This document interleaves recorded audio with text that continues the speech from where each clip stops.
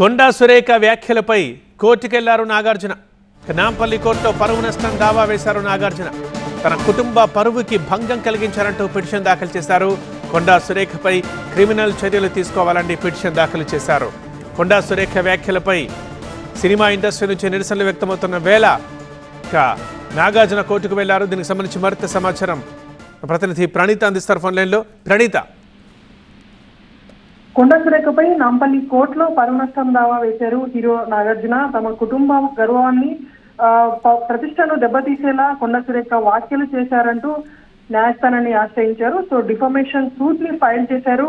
ఇది రేపు విచారణకు వచ్చేటువంటి అవకాశం కనిపిస్తుంది. తమతో పాటు తన కుటుంబ గౌరవాన్ని కొండా సురేఖ కించపరిచేలా మాట్లాడారు.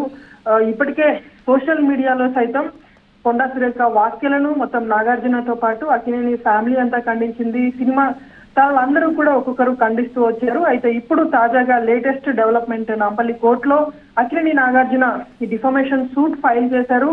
కొండా సురేఖ పైన పరువు నష్టం దావా వేశారు.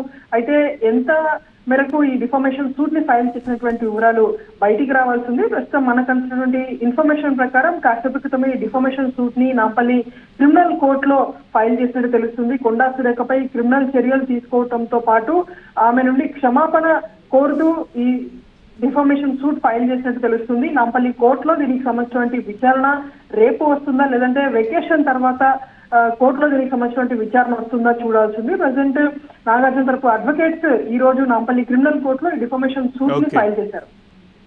రైట్ ప్రణీత.